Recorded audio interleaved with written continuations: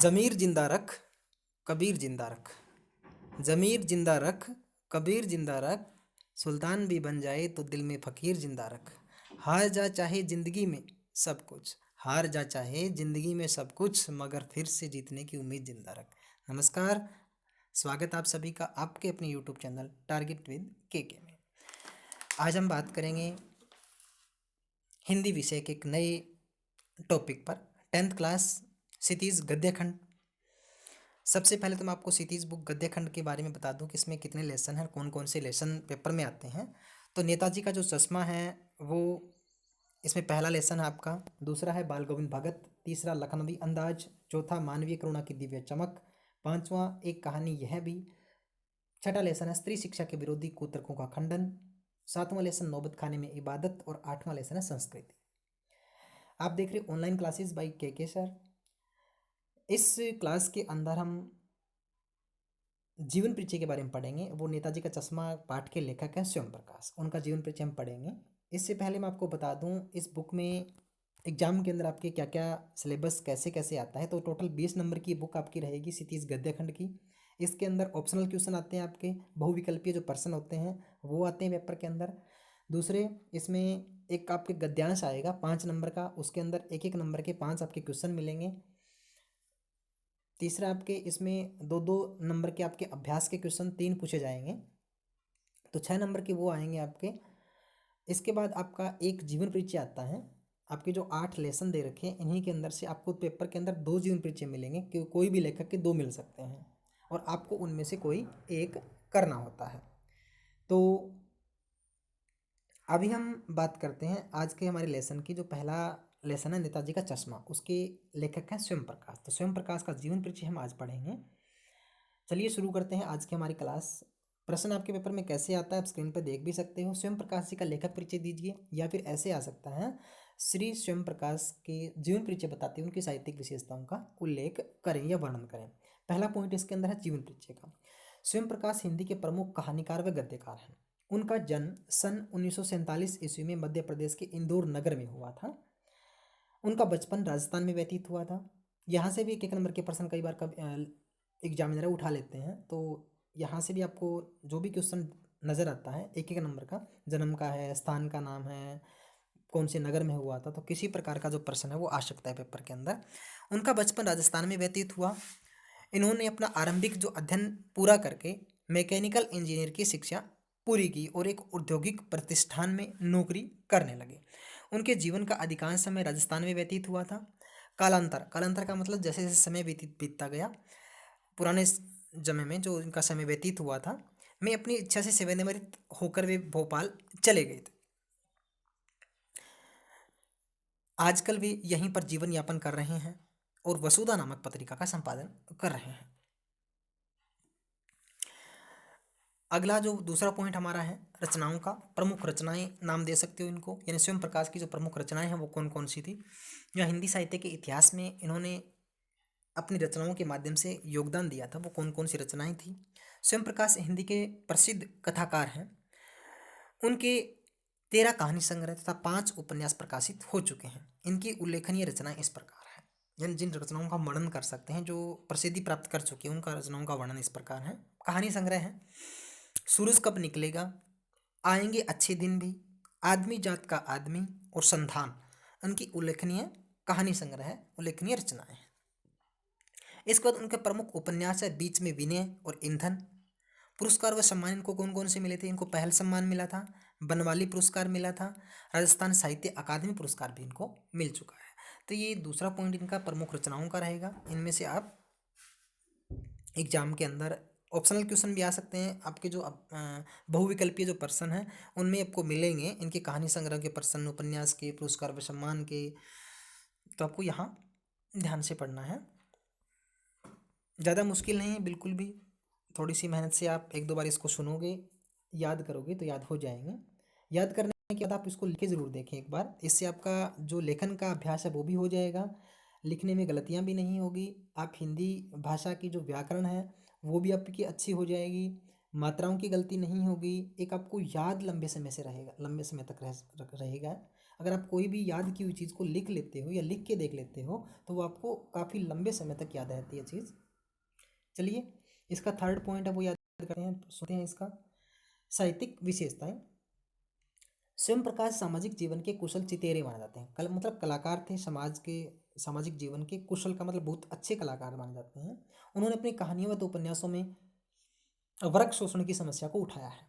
वे शोषकों तथा पूंजीपतियों के अत्याचारों का वर्णन करते हुए सर्वहारा वर्ग के प्रति अपनी सहानुभूति प्रकट करते हैं। अपनी कुछ कहानियों में स्वयं प्रकाश कस्बाई बोध का बड़ा ही सजीव वर्णन करते हैं। यानी जो कस्बा है, शहराई शहर का जो जीवन है, नगर का जो जीवन है, उसका सजीव चित्रण उन्होंने किया है। उन्होंने जातीय भेदभाव का विरोध करते हुए कहानियाँ लिखी हैं। यानी जाति प्रथा के बिल्कुल विरोध में थे वो। उनको जाति प्रथा से मतलब सहमति उनकी नहीं थी, सहानुभूति उनके प्रति नहीं थी। जाति प्रथा फैलाते हैं या जाति में विश्वास रखते हैं, जात पात में विश्वास रखते हैं, उसका बात का उन्होंने खंडन किया है अपनी रचनाओं के माध्यम से। देशभक्ति की नारेबाजी के स्थान पर वे सामान्य मानव के आचरण में देश प्रेम को देखना चाहते थे। इन बड़े बड़े, कई बार देखा होगा आपने, बड़ी बड़ी रैलियों के अंदर नेताओं के भाषण सुने होंगे, देशभक्ति के बड़े बड़े नारे लगाते हैं, लेकिन उनके जीवन के अंदर ऐसी कोई बात नहीं होती। तो कवि इस बात का भी खंडन करते हैं कि हमें देशभक्ति के नारे लगाने के स्थान पर सामाजिक मानव के आचरण में देश प्रेम को देखना चाहिए। यानी समाज में जो मानव हित की है, सामाजिक भलाई की जो कार्य है वो करके हमें उसी के अंदर देश की भलाई देखनी चाहिए। अगर हम अपने आसपास के लोगों की भलाई कर देते हैं, उसके लिए कोई अच्छा पुण्य का काम कर देते हैं, सामाजिक कार्य कोई अच्छा कर देते हैं जिससे समाज का भला हो, वही देश का भला है। क्योंकि हमने अगर आसपास के क्षेत्र में ऐसा काम किया जिससे हमारे देश की स्थिति सुधर सकती है, हमारे आसपास के लोगों के कोई भलाई का काम हो सकता है, तो वहीं से हम देश का भला कर सकते हैं। यानी अपने बिल्कुल पड़ोस से, बिल्कुल अपने घर से, परिवार से, समाज से शुरू कर सकते हैं इसको। उन्होंने अपनी रचनाओं में सामाजिक, पारिवारिक, आर्थिक तथा राजनीतिक समस्याओं को भी उठाया है। यानी हर प्रकार के विषय इनके साहित्य में शामिल रहे हैं। अगला जो पॉइंट हमारा रहेगा भाषा शैली का। स्वयं प्रकाश की भाषा यानी इनकी रचनाओं की जो भाषा है वो कैसी थी? सरल, सहज, साहित्यिक, खड़ी बोली थी। बिल्कुल साधारण पाठक को समझ में आ जाए ऐसी भाषा उनकी रही है। उन्होंने संस्कृत के तत्सम, तद्भव, तत्सम शब्द कौन से होते हैं? वे शब्द होते हैं जो संस्कृत के होते हैं लेकिन ज्यों की त्यों हिंदी में आ जाए, एज इट इज। तद्भव शब्द होते हैं संस्कृत के होते हैं लेकिन हिंदी में अपने रूप बदल कर आते हैं। जैसे सूर्य शब्द है, अगर सूर्य का सूर्य यूज किया है लेखक ने तो वो तत्सम शब्द है। अगर सूर्य के स्थान पे सूरज शब्द का यूज किया तो वो तद्भव शब्द है। तो ये तत्सम और तद्भव शब्द होते हैं। देशज शब्द, देशज का मतलब बिल्कुल स्थानीय, लोकल जो शब्द होते हैं हमारे बिल्कुल आस पड़ोस के, हमारे कल्चर के शब्द होते हैं, हमारी भाषा के शब्द होते हैं, हमारे ही देश के शब्द हैं, उनको देशी शब्द कहा जाता है। उर्दू के शब्द यानी उर्दू भाषा के शब्द, इसमें अरबी और फारसी है। अंग्रेजी के शब्दों का भी अत्यधिक प्रयोग किया है। कहने का मतलब लेखक ने यथासंभव ज़रूरत के अनुसार, सुविधा के अनुसार, पाठक की सहजता के अनुसार, ये पाठक को आसानी से समझ में आ जाए या जो कहने का भाव है वो किस शब्द में है वो शब्द में स्पष्ट कर सके, ऐसे सभी प्रकार के शब्दों का उन्होंने प्रयोग किया है। उनका वाक्य विन्यास बड़ा ही स्वाभाविक है। यानी वाक्य को लिखने का ढंग, वर्णन करने का ढंग बड़ा ही स्वाभाविक व प्रभावशाली बन पड़ा। कैसे? इनके शब्दों के प्रयोग से, इनके तत्सम, तद्भव, देसी शब्दों के अत्यधिक प्रयोग के कारण ही इनका जो लेखन में जो भाषा वाक्य विन्यास है बड़ा ही स्वाभाविक व प्रभावशाली बन पड़ता है। वे अक्सर छोटे छोटे वाक्यों का प्रयोग करते हैं। ज़्यादा लंबे वाक्य इन्होंने नहीं लिए हैं ताकि पाठक को सहजता में, पाठक को सुनने में, समझने में कोई दिक्कत ना हो। यत्र तत्र जहाँ तहाँ हास्य और व्यंग्य की छटा उत्पन्न करने चलते हैं। यानी कहीं कहीं उन्होंने हंसी मजाक, व्यंग्यात्मक शैली का भी प्रयोग किया है। भाषा की सरलता में विश्वास रखने वाले स्वयं प्रकाश जी अधिकांश अभिधा शक्ति का ही प्रयोग करते हैं। अभिधा शक्ति का मतलब है पाठक को या समझने वाले को या सुनने वाले को या पढ़ने वाले को उसका अर्थ बड़ी आसानी से या तुरंत समझ में आ जाए, उसका वाच्यार्थ, उसका वाच्य का अर्थ है वो सही समझ में आ जाए। परंतु प्रसंग, वंश, लक्षणता, व्यंजना शब्द शक्तियों का भी प्रयोग उन्होंने किया है। यानी जरूरत के अनुसार उन्होंने लक्षणों के माध्यम से भी और व्यंग्य शैली के माध्यम से भी अपनी शब्द शक्ति दिखाते हुए अपनी रचनाओं में उनको भी स्थान दिया है। उनकी शैली प्रमुख रूप से वर्णन प्रधान होने के नाते वर्णनात्मकता है उसमें अधिक दिखाई जाती है, परंतु इसके अनंतर वे चित्रात्मक, भावात्मक, प्रतीकात्मक व संवाद शैली का वर्णन बड़ी प्रचुरता से या चतुराई से करते चलते हैं। यानी उनकी शैली में डिस्क्रिप्शन मेथड है वो डिस्क्राइब उन्होंने काफ़ी किया है, व्याख्या बहुत की है अपने शब्दों के माध्यम से, बड़ी आसानी से पाठक को समझ में आ जाए ऐसी उन्होंने बातें रखी हैं। इसके माध्यम से उन्होंने चित्र शैली का प्रयोग किया है, जहाँ ज़रूरत पड़ी उनको एक पाठक को ऐसा रूप दे दिया अपनी कहानी अपनी रचनाओं को, ताकि पाठक उसको अपने मन में चित्र बना करके उसको समझ सके। भावनाओं का उन्होंने अच्छा इस्तेमाल किया है, प्रतीक शैली का उन्होंने प्रयोग किया है, संवाद शैली बातचीत शैली का भी प्रयोग किया है। उनका बिंब विधान भी बड़ा दर्शनीय बन पड़ता है। ऐन्द्रिक व अनुभूति परक बिंबों का प्रयोग करके साहित्य में सफलतापूर्वक हासिल किया है। यानी उन्होंने अपनी जो इंद्रियों के माध्यम से भी अनुभूति का मतलब सहज अनुभूत करके खुद उसको फीलिंग के साथ अपनी भावनाओं के साथ इमोशन के साथ उन्होंने अपने शब्दों को उस पाठक के सामने रखा है, ताकि पढ़ने वाला या सुनने वाला श्रोता है कोई भी उसकी भाषा को उसकी रचनाओं को पढ़ता या सुनता है तो वो उसको आनंद के साथ सहजता के साथ अर्थ ग्रहण के साथ उस चीज़ को समझ सके। तभी उनको अपने साहित्य के अंदर इतनी प्रचुर मात्रा में सफलता मिली है। इसका नाम हिंदी साहित्य के इतिहास के अंदर काफ़ी आदर से लिया जाता है। तो ये आपका जो लेसन पहला लेसन है नेताजी का चश्मा, उसका लेखक है स्वयं प्रकाश, उनका जीवन परिचय है।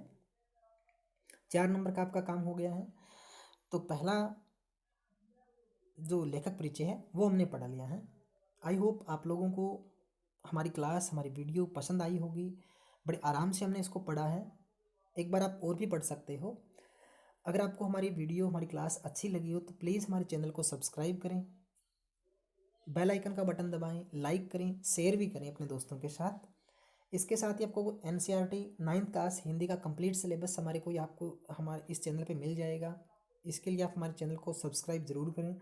इसके बाद आपको यहाँ पे NCERT 10th क्लास हिंदी का कंप्लीट सिलेबस भी मिलेगा, कंप्लीट सिलेबस आपको यहाँ मिलेगा। 11th क्लास का भी इसी तरीके से आपको कंप्लीट सिलेबस यहाँ पे मिलेगा।